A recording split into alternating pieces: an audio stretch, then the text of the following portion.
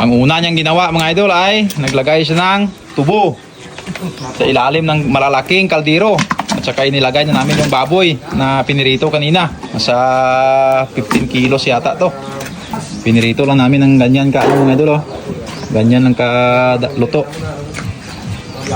Tapos naglagay siya ng oyster sauce. Nasa 6 yata na piraso ito.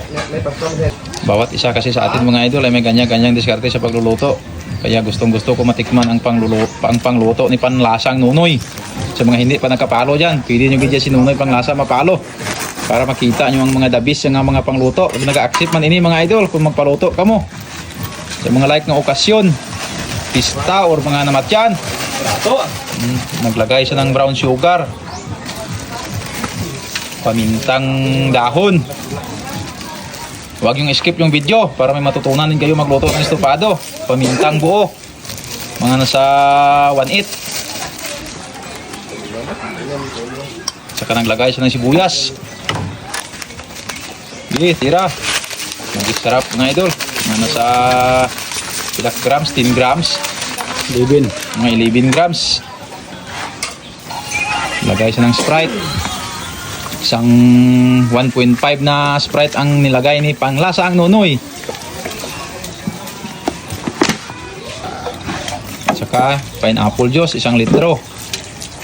Swabe talaga itong lasa ng pangtira ni Nunoy. Panglasa ng estofado. Kalamansi.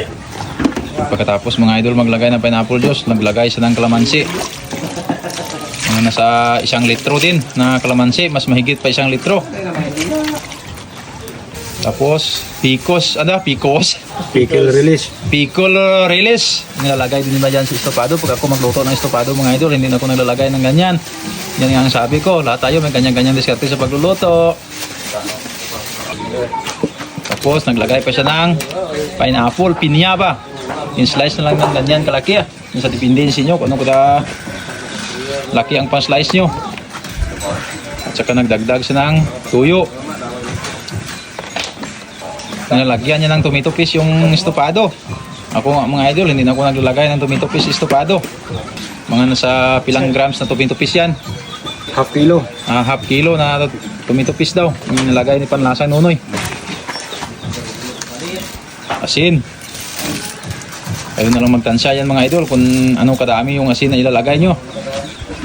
Ayos na yan. Ready to, salang na to mga idol. Pakuluan mo lang to ng mga kalahating oras. Kampiyon na ito, kampiyon na.